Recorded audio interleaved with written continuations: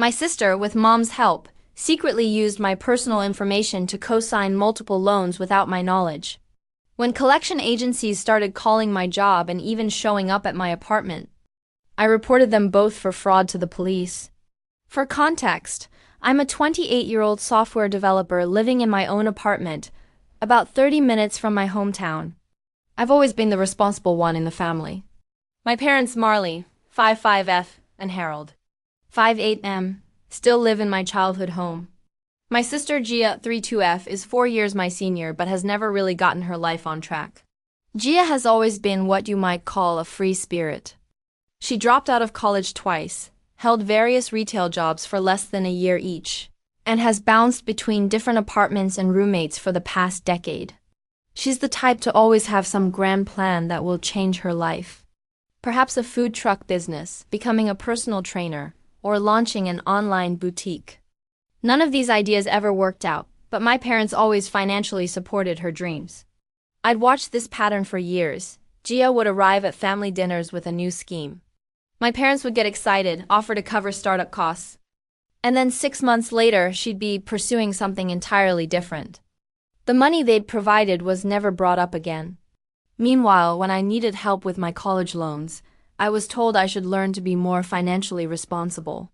3 months ago, I started getting calls from unknown numbers. The first few times I let them go to voicemail. When I finally listened to the messages, they were from people asking about loan payments. I figured it was some kind of scam or wrong number. I blocked the numbers and didn't think much of it. But then more calls started coming, different numbers, same general message about overdue payments. I started answering some of them and told the callers they had the wrong person. They would ask if I was Juan Martinez, which is my name. When I said yes, they insisted they had the right person. I told them I didn't have any loans and asked them to remove my number from their lists. The calls kept coming. By the second month, I was getting 3 or 4 calls a week from different collection agencies. I started writing down the company names and the amounts they mentioned. The numbers were all over the place. Some calls were about an $800 medical bill, others about a $2,300 credit card debt, and one was about a $5,000 personal loan. None of it made sense because I check my credit report regularly and pay all my bills on time. I decided to do some digging. I pulled my credit reports from all 3 bureaus, and everything looked normal. No missed payments, no accounts I didn't recognize, no collections. But the calls kept coming. Some of the collectors were getting more aggressive, threatening legal action or reporting the debts to credit agencies. That's when I decided to call one of them back and demand answers. I spoke with a woman from a company called Reliable Recovery Services. She was asking about a personal loan for $3,200 that was supposedly in my name. When I told her I never took out any loans with her client, she put me on hold for several minutes. When she came back, she said something that made my blood run cold. She told me that according to their records, I was listed as a cosigner and a primary contact for the loan. But then she said the actual borrower's name was Gia Martinez, my sister. I asked her to repeat that information. She confirmed that Gia Martinez was the borrower, but Juan Martinez was listed as the cosigner and the person responsible for payments. She also said the phone number they had been calling was provided as the primary contact for the account. I told her I never co-signed anything for my sister and demanded to know where they got my information. She said all contact information was provided by the borrower when the account was opened. I asked for copies of any documents with my signature, and she said she would have to transfer me to another department. After spending 2 hours on the phone and being transferred 4 times, I finally got someone who could give me more details. They confirmed that my name, phone number, and even my work address were listed on multiple loan applications as a cosigner. But here's the thing, I never signed anything. I never even knew Gia was applying for loans. I spent the rest of that day calling the other collection companies that had been contacting me. Same story everywhere. Gia had used my information as a cosigner on various loans and credit applications over the past 8 months. The total amount was close to $12,000 across 6 different loans and credit cards. The next day, I drove straight to my parents' house. Gia lives there about half the time when she's between apartments, so I figured she would be there. I walked in and found my mom cooking dinner while Gia sat at the kitchen table working on her laptop. I asked Gia directly if she had been using my name and information for loan applications. She looked at me like I was crazy and said she had no idea what I was talking about. I pulled out my phone and showed her the list of collection agencies that had been calling me. I read off the amounts and the companies. Gia's face went white. She started stuttering and said she might have put my name down as a reference on a few applications. But she didn't think it was a big deal. I asked her what she meant by reference, and she said some of the applications asked for family member contact information. That's when my mom jumped in. She said Gia had asked her for advice about the loan applications, and my mom had suggested using my information because I have good credit and a stable job. She said it would help Gia get approved for the loan she needed to start her new business. I asked my mom if she understood that putting someone down as a cosigner makes them legally responsible for the debt. She said she thought it was just for reference purposes, like a character reference. Gia nodded and said she thought the same thing. I pulled up one of my credit monitoring apps and showed them what a cosigner actually means. I explained that every missed payment Gia made would go on my credit report, and that the collection agencies had every right to come after me for the money. My mom got defensive and said they were just trying to help Gia get back on her feet. She said I should be supportive of my sister instead of getting upset over a misunderstanding. Gia started crying and said she didn't know it would cause problems for me. I asked Gia how she got my work address and my social security number because those were on some of the applications too. She got quiet and looked at my mom. My mom finally admitted that she had given Gia my personal information because the loan applications required it for the cosigner section. I couldn't believe what I was hearing. My own mother had given my sister my social security number, work address, and personal information so she could forge my signature on loan documents. When I asked if they realized this was fraud, my mom said I was being dramatic and that family helps family. I told them I was not going to pay a single penny of Gia's debts and that they needed to figure out how to fix this mess immediately. Gia said she would try to call the loan companies and explain the situation. My mom said I should at least help Gia pay off some of the smaller debts since I make good money and she's struggling. I left that day without agreeing to anything. But the collection calls kept coming. In fact, they got worse. Now the collectors were telling me that since I was aware of the debts, I was definitely responsible for paying them. Some of them started calling my work number, which Gia had apparently provided as well. My boss pulled me aside and asked if I was having financial problems because debt collectors were calling the main office line asking for me. I had to explain the whole situation to him, which was embarrassing and unprofessional. Last week, a collector showed up at my apartment building and spoke with my landlord. My landlord called me and said he was concerned about my financial situation and asked if my rent payments were going to be a problem. I had to assure him that I was not actually in debt and explain what was happening. I called my parents again and told them this situation was affecting my job and my housing. I demanded that they fix it immediately. My dad said I was overreacting and that these things work themselves out eventually. My mom said Gia was working on getting the loans transferred to her name only, but it might take some time. It's been 3 months now and nothing has been resolved. The collection calls are getting more frequent and more aggressive. I had to change my work phone number, which was a hassle because I had to update all my professional contacts. I'm considering getting a lawyer, but I don't even know where to start. The worst part is that my family doesn't seem to understand why I'm upset. They keep acting like this was just a simple mistake and I'm being unreasonable for not wanting to help Gia out. My mom called me yesterday and suggested that I could just pay off the debts and Gia could pay me back over time. She said it would be easier than dealing with all the collection agencies. I don't know what to do. I feel like my family completely betrayed my trust, but they don't see it that way. Has anyone else dealt with something like this? I'm not sure if I should try to work things out with my family or if I need to take legal action to protect myself. Update 1. I wanted to update everyone on what's been happening since my original post. A lot of you suggested that I needed to take this more seriously and treat it as identity theft, which is exactly what I decided to do. First, I want to thank everyone who commented with advice. Several people told me to file a police report immediately, and others recommended contacting the Federal Trade Commission.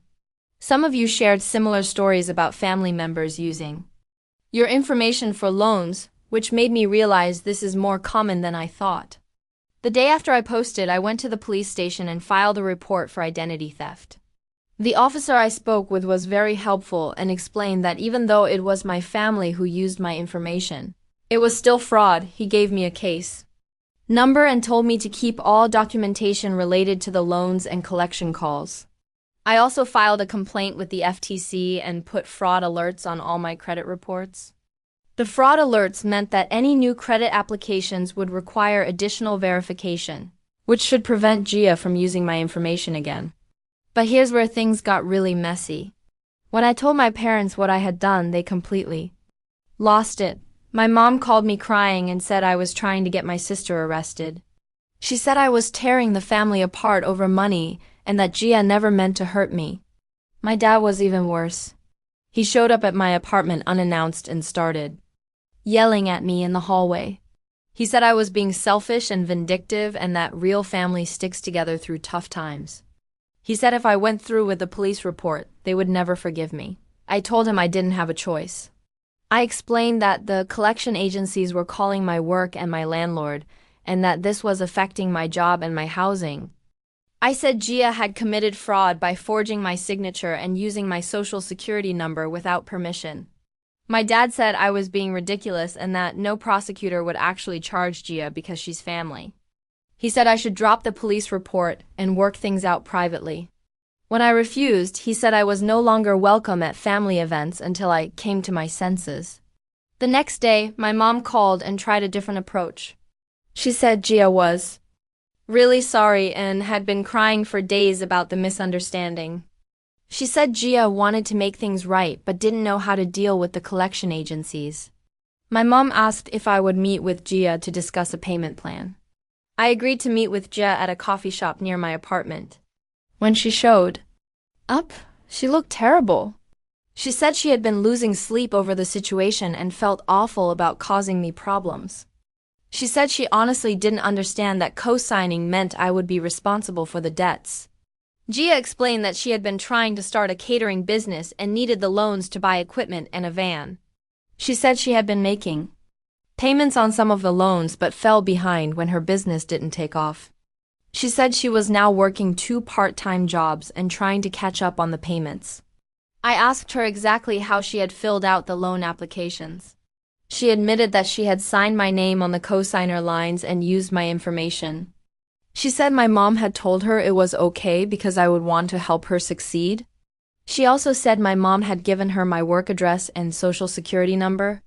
Gia said she understood now that what she did was wrong, but she asked me to drop the police report because it would ruin her life. She said she would never be able to get a job or rent an apartment with fraud charges on her record. She promised to work with the loan companies to get my name removed from all the accounts. I told her I appreciated that she was finally being honest, but I couldn't drop the police report. I explained that I needed the documentation to prove to the collection agencies that I was a victim of fraud. I also told her that promises to fix things weren't enough anymore because this had been going on for months. Gia started crying and said I was destroying our relationship over money. She said she never asked me to actually pay the loans, just to let her use my information. She couldn't understand why I was being so harsh when she was trying to better her life. I left that meeting realizing that nothing had changed. Gia still didn't really understand what she had done wrong, and my parents were still treating me like the bad guy for not just going along with her plan. 2 days later, I got a call from my Aunt Sarah, my mom's sister. She said my mom had called her crying about our family situation. My aunt said she wanted to hear my side of the story, because what my mom was telling her didn't make sense. I explained everything to my aunt, including the police report and the fraud alerts. My aunt was shocked. She said she couldn't believe my mom had helped Gia steal my identity. She said she understood why I filed the police report and that I had every right to protect myself. My aunt said she was going to call my mom and tell her that what Gia did was serious and that I wasn't overreacting. She also said she would talk to my dad about his behavior and make it clear that threatening me was unacceptable. The next week, my aunt called me back. She said she had spoken with both my parents and that they were furious with her for taking my side. My mom had told her to stay out of family business, and my dad had hung up on her when she said Gia committed fraud. But my aunt also gave me some information that explained a lot. She said my mom had been giving Gia money regularly for years, but my dad didn't know about it. My mom had been taking money from their savings account and giving it to Gia for various expenses. When my dad found out about the loans, he was already angry about all the money my mom had been secretly giving Gia. My aunt said my parents were probably more worried about their own financial problems than they were letting on. She thought they were hoping I would pay Gia's debt so they wouldn't have to keep supporting her. She said my mom had asked her for a loan the week before, which was unusual. This information made me realize that my parents weren't just being supportive of Gia. They were trying to shift the financial burden to me so they could stop paying for her mistakes. It made their behavior make more sense, but it also made me more determined to stick with the police report. The collection calls have continued. But now I tell them about the police report and give them the case number. Some of the agencies have stopped calling me, but others are still trying to collect from me. My lawyer said this is normal and that it will take time for all the companies to update their records. I haven't spoken to my parents since my dad showed up at my apartment.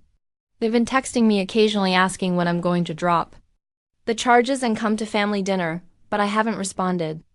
Gia texted me once asking if we could talk again, but I ignored that too. My aunt has been checking in with me regularly and keeping me updated on what my parents are saying to the rest of the family.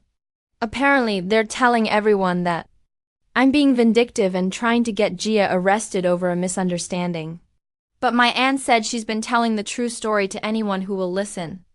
I'm still dealing with the collection agencies and working with my lawyer to get my name removed from all the loan documents. It's been stressful and expensive, but I think I made the right decision by treating this as the fraud that it is. Update. 2 things have gotten much more complicated since my last update, and I've learned some information that changes everything about this situation. The police investigation has been moving forward slowly. The detective assigned to my case contacted me 2 weeks ago and said they had spoken with Gia. She apparently admitted to using my information on the loan applications, but claimed she thought she had permission because my mom told her it was. Okay, the detective also interviewed my mom, which is where things got interesting. My mom initially tried to downplay her involvement, but when the detective pressed her for details, she admitted to giving Gia my personal information. She also admitted to helping Gia fill out some of the loan applications online. But here's the part that shocked me. The detective said my mom told him that she had been forging my signature on documents for years, not just for Gia's loans, but for other things too. She said she had signed my name on birthday cards, Christmas cards, and even some legal documents when I wasn't available. When the detective asked her about specific legal documents, my mom mentioned something about insurance paperwork and tax forms. The detective asked me to come in and look at copies of some documents they had collected as evidence. What I saw made me sick. My mom had apparently been signing my name as a witness on various documents for the past 5 years. Some of them were for Gia's previous apartment leases.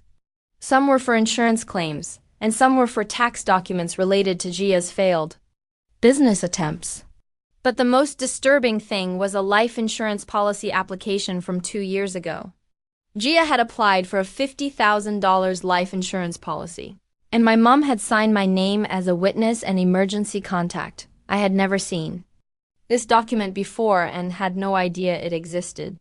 The detective explained that while signing someone's name on birthday cards isn't a big deal, forging signatures on legal documents is serious fraud, even if the person is family. He said my mom could potentially face charges too, depending on what the prosecutor decided. I was honestly shocked that this had been going on for so long without me knowing. I started thinking back to times when my mom had asked me about my work address or my social security number for what she said were family emergency purposes. I realized she had been collecting my information for years. When I got home from the police station, I decided to dig deeper into my own records. I ordered detailed credit reports and background checks on myself to see if there were other accounts or documents I didn't know about. The background check revealed some things that worried me. There were several address changes on my record that I had never made. Some of them were addresses where Gia had lived temporarily. There were also some employment verifications that I didn't remember authorizing. I called the companies that had done the employment verifications and asked for details. It turned out that Gia had been using me as a reference for jobs and had been giving potential employers my information as her emergency contact. Some employers had called my work number to verify that I knew Gia and could vouch for her character.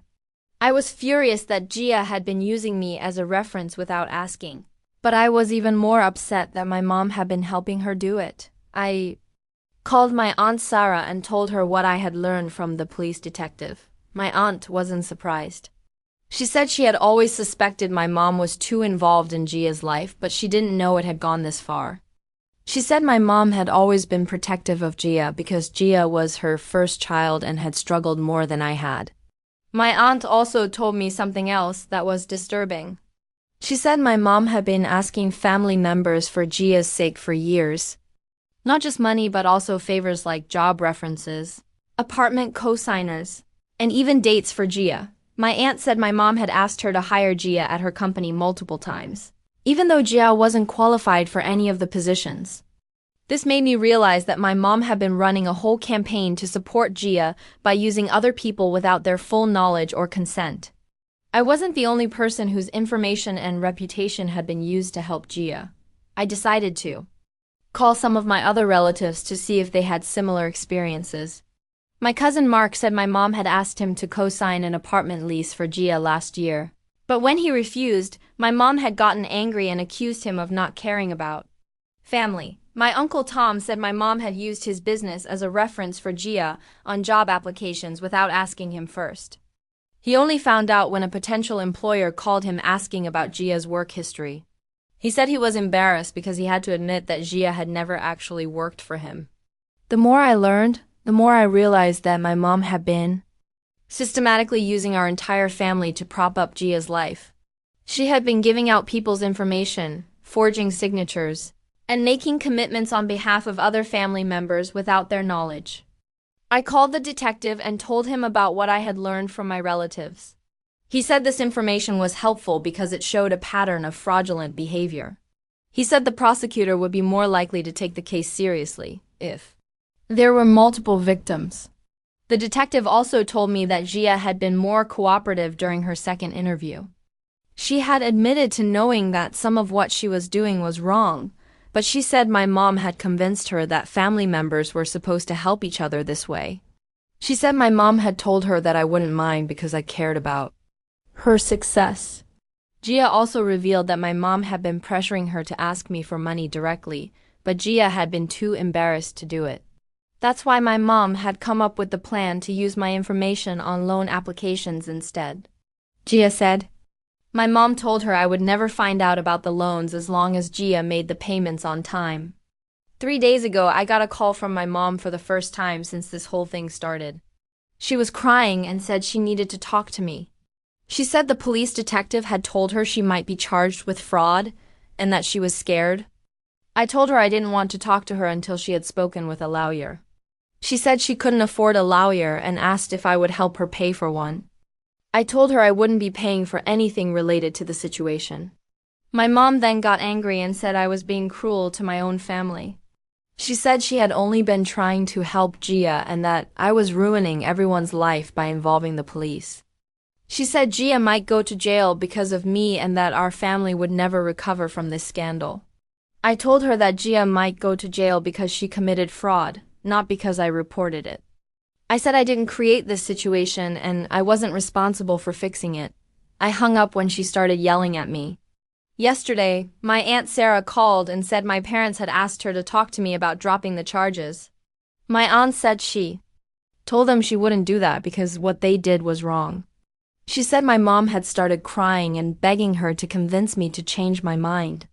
My aunt said my parents were also worried about money because they had been supporting Gia financially for years and couldn't afford to keep doing it. She said they were hoping the loans would help Gia become independent. But now they were afraid they would have to pay off the debts themselves. I told my aunt I wasn't dropping the charges no matter what my parents said. I said I needed to protect myself legally and that other family members needed to know what my mom had been doing with their information. The detective called me this morning and said the prosecutor had decided to move forward with charges against both Gia and my mom. Gia is being charged with fraud and identity theft, and my mom is being charged with fraud and conspiracy. He said they would both probably be offered plea deals, but it was too early to know what those might involve. I know this is going to tear my family apart, but I don't see any other choice. My mom and Gia had years to come clean about what they were doing, and they only admitted the truth when the police got involved. I can't trust them to stop this behavior on their own. Final update. This will be my final update because the legal situation has been resolved, and I've made my decisions about my family relationships. The prosecutor offered plea deals to both Gia and my mom 3 weeks ago. Gia agreed to plead guilty to 1 count of fraud in exchange for dropping the identity theft charges. She was sentenced to 2 years of probation and ordered to pay restitution for the collection agency costs I incurred. She also has to complete community service and attend financial counseling classes. My mom was offered a deal to plead guilty to 1 count of conspiracy to commit fraud. She was sentenced to 1 year of probation and a fine.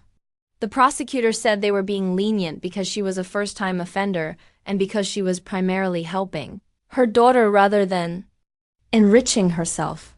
Both Gia and my mom are now prohibited from using my personal information for any purpose without my written consent. Violating this order would result in additional criminal charges. Getting my name removed from all the loan accounts has been a slow process, but it's mostly complete now. My lawyer was able to use the police report and the plea agreements to prove fraud to most of the collection agencies. I still get occasional calls from smaller agencies that haven't updated their records, but those are becoming rare. My credit reports have been cleaned up, and the fraud alerts have prevented any new accounts from being opened in my name. I also subscribe to a credit monitoring service that will alert me immediately if anyone tries to use my information again. The financial impact on me has been significant. I've spent over $8,000 on legal fees, credit monitoring services, and other costs related to the situation. Gia's restitution payments are supposed to cover some of these costs, but she's only required to pay $50 per month, so it will take years for me to be fully reimbursed. My relationship with my parents is essentially over. My dad called me once after the sentencing to tell me that I had destroyed the family and that he was ashamed of me. He said Gia was struggling with depression because of the criminal charges, and that it was my fault for not handling this privately. I told my dad that Gia was struggling with the consequences of her own actions, not mine. I said I had given them multiple opportunities to fix the situation before I involved the police, and they had chosen to lie and minimize what they had done instead. My dad said I was heartless and that real family members forgive each other for mistakes. I told him that forging someone's signature and stealing their identity wasn't a mistake. It was a deliberate choice. He hung up on me and we haven't spoken since. My mom has tried to contact me several times through my Aunt Sarah. She wants me to come to family dinner and pretend nothing happened. She says Gia has learned her lesson and that we should all move forward as a family. My aunt said my mom still doesn't understand why I'm so upset and thinks I'm holding a grudge over something minor. I told my aunt that I won't be attending family events anymore and that I don't want my mom to contact me through other people. I said my mom had years to understand the seriousness of what she was doing, and her continued minimization of the situation shows that she still doesn't get it. Gia sent me a letter 2 weeks ago apologizing for everything that happened. She said she understood now that using my information was wrong and that she should have asked for help directly instead of lying. She said she was working 2 jobs to pay her bills and the restitution and that she was trying to rebuild her life. The letter seemed sincere, but it also asked if we could meet for a coffee to talk about our relationship. I decided not to respond because I don't trust her yet, and I'm not ready to have a relationship with someone who stole my identity, even if she's family. My Aunt Sarah has been supportive throughout this whole process. She said she's proud of me for standing up for myself and not letting my parents guilt me into dropping the charges. She said several other family members have told her privately that they think I did the right thing. My aunt also told me that my parents' financial situation is worse than I thought. They had to take out a loan to pay Gia's legal fees and their own legal fees. They're also paying off some of Gia's smaller debts to avoid having more collection agencies calling them. My aunt said they're struggling, but that it's a consequence of their own choices. I've had to make some changes to protect myself going forward. I moved to a new apartment and got a new phone number. I also changed banks and updated all my important accounts with new passwords and security questions. I didn't want to take any chances that my family might still have access to my information. I've also had to tell some friends and co-workers about the situation because my family had used my information to list me as references in various contexts. I wanted people to know that if anyone contacted them asking about Gia, they should not provide any information and should refer the person to me directly. The hardest part has been accepting that my family relationships are probably permanently damaged. I grew up thinking that family was supposed to support each other, but I learned that support doesn't mean enabling fraud or covering up crimes. I don't regret filing the police report or pursuing criminal charges. Gia and my mom needed to face real consequences for their actions, and I needed legal documentation to protect myself from the financial damage they caused. Some people might think I was too harsh for getting my own family members arrested, but I don't see it that way. They made choices that hurt me financially and professionally, and they continued lying about it even after I discovered what they had done. The criminal charges were a natural consequence of their behavior, not a punishment I imposed on them. I'm focusing on moving forward with my life now. I've been working with a financial advisor to make sure my credit and finances are secure. I've also started dating someone new who doesn't know my family, which has been nice because I don't have to deal with the drama and judgment that comes with family events. I know some people reading this might think I should forgive my family and work on rebuilding our relationships, but I'm not interested in that right now. Trust takes time to rebuild, and my family hasn't shown me that they understand the seriousness of what they did or that they're committed to changing their behavior. Maybe someday in the future, Gia and I will be able to have a relationship again, but it will have to be on very different terms than before. As for my parents, I don't see that happening unless they completely change their attitude about what occurred and take full responsibility for their role in enabling Gia's fraud. For now, I'm content with the family members who supported me through this situation and the friends who stood by me when things got difficult. I've learned that the people who truly care about you will respect your boundaries and support your decisions to protect yourself, even when those decisions are hard. Now let's move to the next story. Story 2. My picture-perfect marriage was built on lies. My husband lost his job years ago and hid it from me. The painful truth in my journey to rebuild my life. I never thought I'd be writing a post like this. Tom and I met during our junior year of college at a mutual friend's party. I was immediately drawn to his easy smile and the way he could make anyone laugh. We started dating a few months later, and it felt like we were meant to be together. We had so much in common. Both of us were driven, ambitious, and dreamed of making it big in our respective fields. After graduation, we both landed entry-level jobs in the city. I started as a marketing associate at a tech startup, while Tom got a position as a junior analyst at Brennan & Associates, a small but reputable financial firm. We were so excited to start our careers and build a life together. We'd spend our evenings comparing notes on our day, sharing our successes and frustrations. Tom would tell me about the intricacies of financial analysis, and I'd share the latest marketing trends I was learning. A year into our jobs, Tom proposed. It was a perfect moment. He took me to the rooftop restaurant where we had our first date and got down on one knee just as the sun was setting over the city skyline. I said yes without hesitation, and we spent the next year planning our wedding while juggling our increasingly demanding careers. The wedding was beautiful, a small, intimate affair with our closest friends and family. Tom's best man, his older brother Mike, gave a touching speech about how he'd never seen his little brother so happy and how he knew we were perfect for each other. If only I'd known then how Mike would later be complicit in Tom's deception. After the honeymoon, we threw ourselves back into our careers with renewed vigor. I was determined to climb the corporate ladder, and Tom seemed equally motivated. He'd come home excited about new projects he was working on, talking about complex financial models and big clients. I didn't always understand the details, but I loved seeing him so passionate about his work.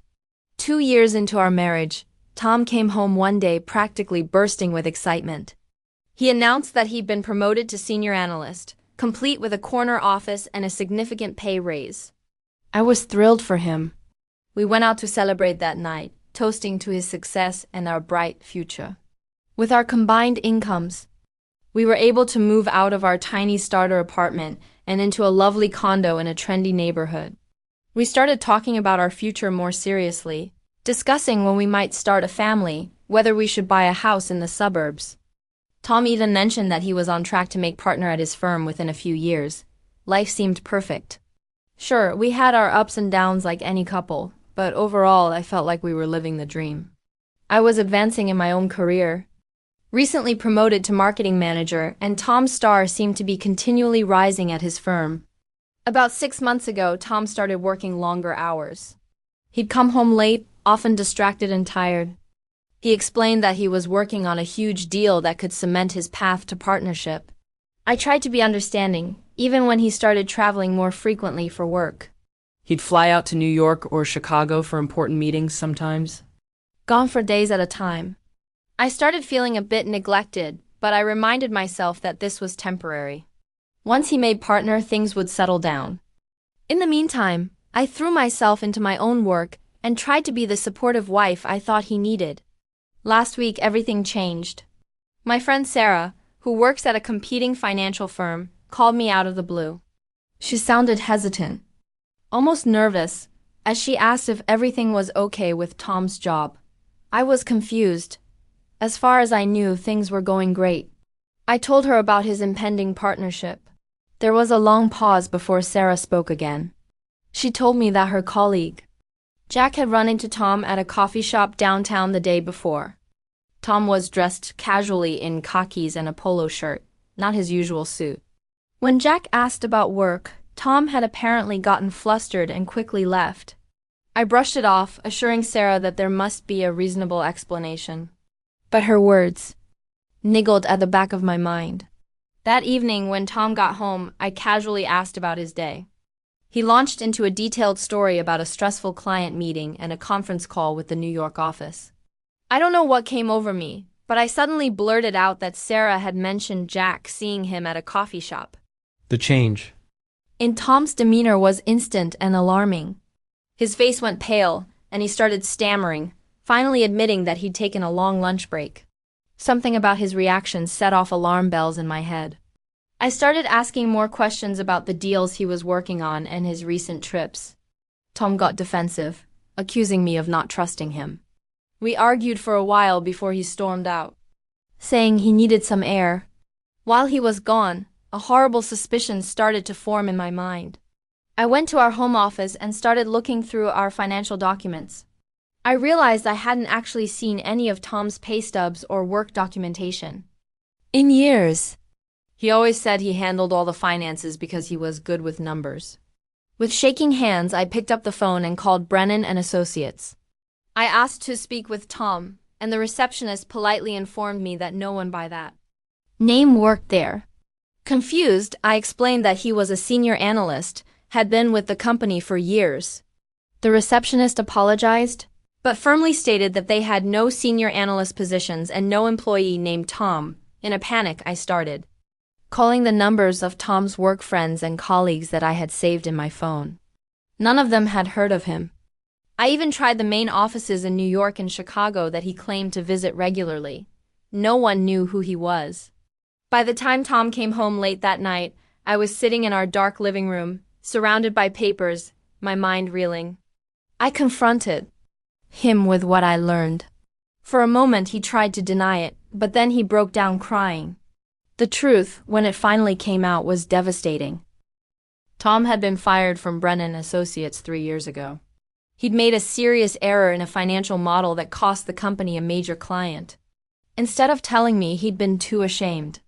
He pretended everything was fine, getting a low-paying data entry job at a small local business, but telling me he was still at the financial firm. All the stories about deals and promotions were lies. The business trips were fiction. He'd stay with his brother Mike in another city to keep up the ruse. Mike had reluctantly agreed to cover for him, thinking it would just be temporary until Tom found a new job. I was in complete shock. Our whole life together for the past 3 years had been based on lies. All our plans for the future were built on a fantasy. I couldn't believe the man I loved and trusted completely had deceived me for so long. Tom begged me to forgive him.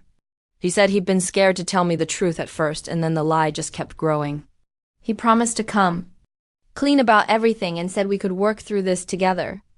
I told him I needed time to process everything. I packed a bag and went to stay with my sister. I'm completely lost and don't know what to do. How can I ever trust him again? Should I give him another chance? Or is this betrayal too big to overcome? The life I thought I had has crumbled around me, and I'm left wondering if anything was ever real.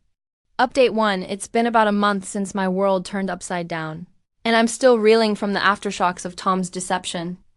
I'm staying at my sister's place, trying to make sense of the past few years of my life and figure out where to go from here. After my initial post, I decided to do a deep dive into our finances. What I discovered was even more horrifying than I could have imagined. Not only had Tom been lying about his job, but he'd also been hiding massive debt from me. He'd taken out multiple credit cards in my name and maxed them out. He'd also drained our joint savings account, the one we'd been building up for a down payment on a house, and taken loans against our cars. When I confronted Tom about this financial mess, he broke down again. This time, he admitted to something I never saw coming. He developed a gambling addiction over the past few years. At first, it was just a way to cope with the stress of losing his job and maintaining his lies. But it quickly spiraled out of control. He'd been using the credit cards and loans to fund his habit, always believing he was just one big win away from solving all our problems. I was beyond furious. Not only had he lied about his job and our financial situation, but he'd also stolen my identity and potentially ruined my credit. The man I thought I knew, the man I built my life with, suddenly felt like a stranger. Tom swore he'd get help for his gambling addiction. He promised he'd find a way to repay all the debt. He said he'd do anything to save our marriage. But how could I believe anything he said anymore? I've been replaying our entire relationship in my mind, wondering if there were signs I missed. Were there moments when I should have realized something was off? I remember times when Tom seemed stressed or distant, but I always attribute it to work pressure. Now I wonder if those were moments when the weight of his lies was particularly heavy. My sister has been my rock through all of this. She's let me cry on her shoulder, listened to me rant and rave, and helped me start to pick up the pieces of my life. She's also been gently pushing me to think about my future and what I want to do next. I hired a lawyer to help me understand my options. The revelation about the fraudulent credit cards opened up a whole new can of worms.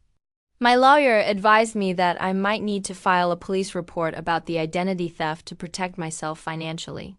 The thought of potentially pressing charges against my own husband makes me sick to my stomach, but I know I need to protect myself. Tom's family has been calling and texting non-stop since I left. His parents are begging me to give him another chance, saying that addiction is a disease and I should stand by my husband. His brother Mike called to apologize for his role in the deception, saying he never imagined it would go on for so long or spiral so out of control. I understand that addiction is a serious issue, and part of me feels guilty for not realizing Tom was struggling. But they don't seem to understand the depth of his deception and the damage he's done. This wasn't just a momentary lapse in judgment. It was years of calculated lies that have left me questioning everything about our relationship. Some days I feel strong and determined to move forward on my own. Other days I find myself looking at old photos of Tom and me, remembering the good times we shared and wondering if there's any way to salvage our relationship. Then I remind myself of all the lies and I feel angry and betrayed all over again. I'm trying to focus on practical steps forward. I've frozen my credit, set up fraud alerts, and am working with the credit card companies to dispute the fraudulent charges. It's a long and frustrating process, but it feels good to be taking action. I've also thrown myself into my work, grateful for the distraction and the stability it provides. My boss has been understanding about my situation and has even hinted at a possible promotion in the near future. It's a small bright spot in the midst of all this chaos. As for Tom, he's been alternating between desperate pleas for forgiveness and angry outbursts.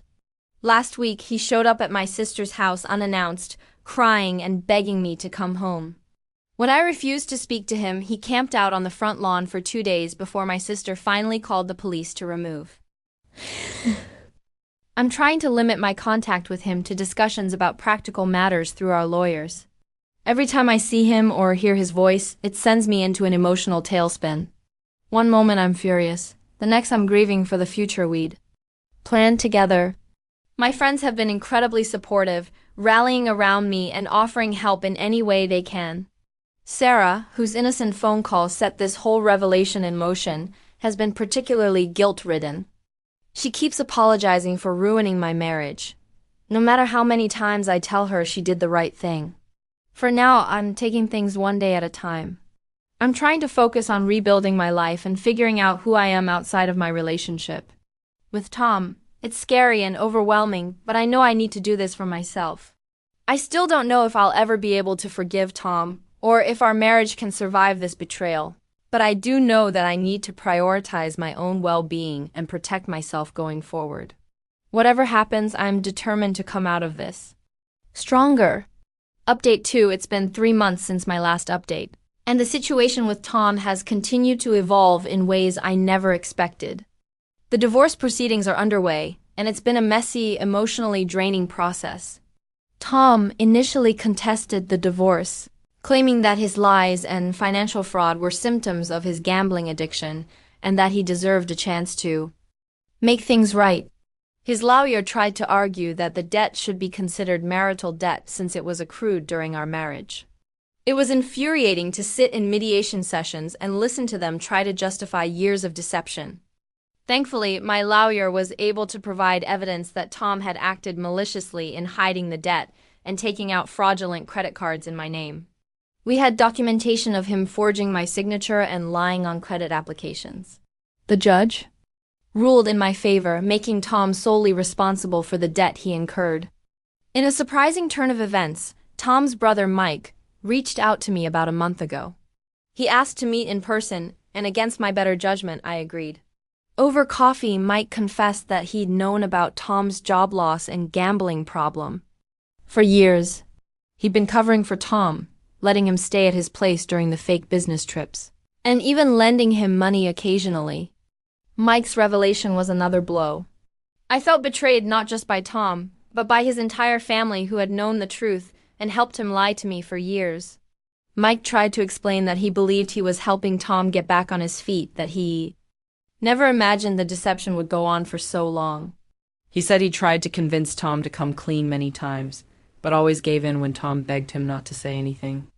At the end of our meeting, Mike offered to testify on my behalf if needed in the divorce proceedings. He said he wanted to make amends for his role in hurting me. I'm still processing how I feel about his offer. On the financial front, I've made some progress in rebuilding my life. The credit card companies have agreed to remove the fraudulent charges from my credit report, though my credit score took a significant hit. I've been working extra hours at my job, taking on additional projects to prove my worth. My hard work paid off with a small promotion, which has helped me start to rebuild my savings. I've moved out of my sister's place and into a small apartment of my own. It's not much, just a studio in a less desirable part of town. But it feels good to have a space that's all mine, free from the lies and deception of my past. I've been slowly furnishing it with secondhand finds, trying to create a cozy home on a tight budget. The hardest part of all of this has been dealing with the emotional fallout. I've been struggling with trust issues, finding it hard to take anyone at their word. I catch myself doubting even my closest friends sometimes, wondering if they're hiding something from me. I've started seeing a counselor to work through these feelings. And while it's been helping, I know it's going to be a long process. My relationship with Tom's family has become increasingly strained. His parents continue to pressure me to give him another chance, sending long emails about the power of forgiveness and the importance of marriage vows. I've had to block their numbers to maintain my sanity. It hurts to cut ties with people who were like second parents to me for so long, but I know it's necessary for my mental health. As for Tom himself, his behavior has become increasingly erratic. Some days he sends me long, rambling apologies, swearing he's changed and begging for another chance. Other days he lashes out, blaming me for ruining his life and threatening to drag out the divorce unless I agree to his terms. His mood swings are exhausting and only reinforce my decision to end our marriage. Last week I ran into one of Tom's former co-workers from Brennan and Associates at a coffee shop. She recognized me and awkwardly asked how Tom was doing. When I explained that we were divorcing, she seemed uncomfortable and quickly made an excuse to leave. It made me wonder how much his old colleagues knew about his firing and whether anyone had ever considered telling me the truth. Despite all the chaos and heartbreak, there have been moments of growth and even joy over the past few months. I've reconnected with old friends I'd lost touch with during my marriage. I've started taking a photography class at the local community center, rediscovering a passion I'd put aside years ago. It's a small thing, but capturing moments of beauty in the world around me has been surprisingly healing. My sister suggested I join a support group for people dealing with divorce, and while I was skeptical at first, it's been incredibly helpful. Hearing other people's stories and sharing my own has made me feel less alone in this struggle. It's also given me perspective. As terrible as my situation is, I'm grateful that Tom and I didn't have children to complicate things further. For now, I'm taking things one day at a time. Some days are harder than others, but I'm slowly starting to see a future for myself beyond this mess. I'm not ready to think about dating or new relationships yet, but I'm no longer spending every night crying over old photos and wondering what might have been. The divorce proceedings are ongoing, and there's still a lot to be settled. But I'm hopeful that soon this painful chapter of my life will be behind me, and I can start fresh. Update 3. It's been 6 months since my last update, and I'm relieved to say that the divorce is finally finalized. The past half year has been a roller coaster of emotions and legal battles, but it's over at last. In the end, the judge ruled entirely in my favor. Tom is responsible for all the debt he incurred, including the fraudulent credit cards. He's also been ordered to pay me a significant sum in damages for the financial and emotional distress he caused. I'm not holding my breath on ever seeing that money, but the ruling itself feels like vindication. Tom didn't take the ruling well. He had a breakdown in the courtroom, shouting that I was ruining his life and that he'd never be able to repay the money. The judge had to threaten him with contempt of court before he calmed down. It was a surreal and honestly frightening moment, seeing this man I once loved become a stranger before my eyes.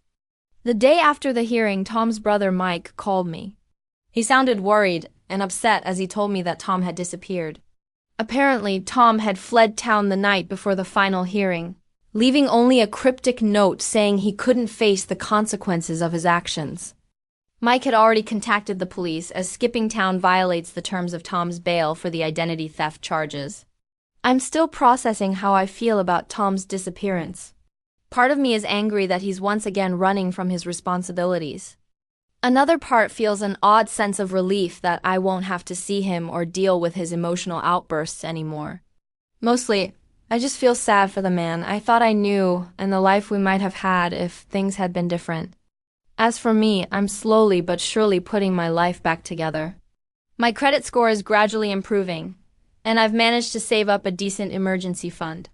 The promotion I mentioned in my last update has opened up new opportunities at work, And I'm excited about the direction my career is taking. I've kept up with my photography class and have even started selling some of my prints at local craft fairs.